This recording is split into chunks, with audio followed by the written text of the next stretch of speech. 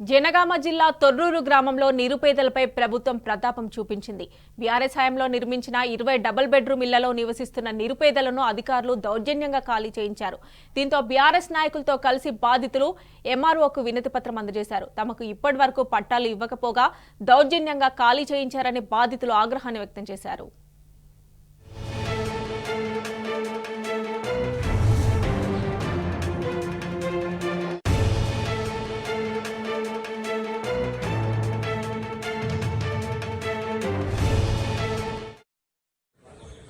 జనగామ జిల్లా పాలకుర్తి మండలంలోని Thorrur double bedroom ఇళ్లలో ఉంటున్న నిరుపేద కుటుంబం చెందిన వాళ్ళందరినీ కూడా ఇలా అధికారులు వచ్చి పోలీసును పెట్టి వాళ్ళ సామాన్లు గీమాన్లు ఏమున్నా కూడా ఇంతకుముందు దయాకర్ రావు గారు ఉన్నప్పుడు కేసీఆర్ గారి నాయకత్వంలో డబుల్ బెడ్రూమ్ స్కీమ్ తీసుకొచ్చి అక్కడ నిరుపేద కుటుంబాలకు ఇల్లు లేని వాళ్లకు ఇల్లు ఇవ్వాలని ఒక ఆలోచనతో దయాకర్ రావు గారు 15 గ్రామాలలో ఇల్లు నిర్మించి సుమారుగా 530-540 ఇండ్లు ఇలా పేదలకు కట్టిస్తే ఇవాళ ఒక 20 ఇండ్లు నిరుపేదలకు తొర్రూరు గ్రామంలో కట్టించిన తర్వాత ఇవాళ 2020-22 సంవత్సరంలోనే అక్కడ గ్రామసభ పూర్తి చేసి బెనిఫిషియల్ ఎంపిక జరిగినాక ఆ రోజు సర్టిఫికెట్లు ఇవ్వలేదు.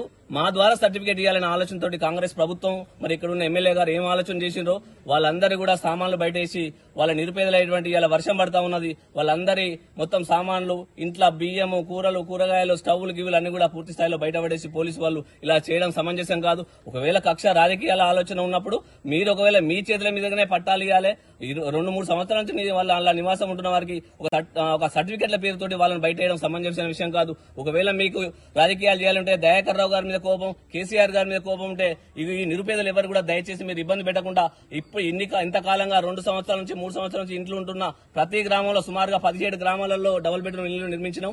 వాటన్నింటిలో కూడా ఎక్కడ కూడా సర్టిఫికెట్ ఇవ్వలేదు. గ్రామసభ ద్వారా ఎంపిక చేసిన అన్ని కూడా ఎంఆర్ఓ గారి దగ్గర పూర్తి స్థాయిలో ఎంక్వైరీ చేసి వాళ్ళ దగ్గర సర్టిఫికెట్లు ఉన్నాయి తప్ప ఎవరు కూడా బెనిఫిషియర్కి అందేయలే. కావాలని ఒక కక్ష రాజకీయాలకు పూనుకొని ఈ రోజు ఈ రకంగా కాల్ చేయించడం సమంజసం కాదు. మీరు కూడా మంచి మానవత్వంతో ఆలోచన చేసి నిరుపేదమైన వీళ్ళందరికీ కూడా ఇల్లు ఉన్న ఆ ఇదివరకు బెనిఫిషియల్ ఇచ్చిన ప్రకారం వాళ్ళ డ్రాలో వచ్చిన ప్రకారం వాళ్ళకి ఎవరైతే ఆ ఇళ్లలో ఉన్నారో నిరుపేదలకు వాళ్ళకి ఇల్లు కేటాయించాలని తహసీల్దార్ కూడా మనం ఈ బాధితుల తరపున వచ్చి వినతి పత్రం ఇవ్వడం జరిగింది.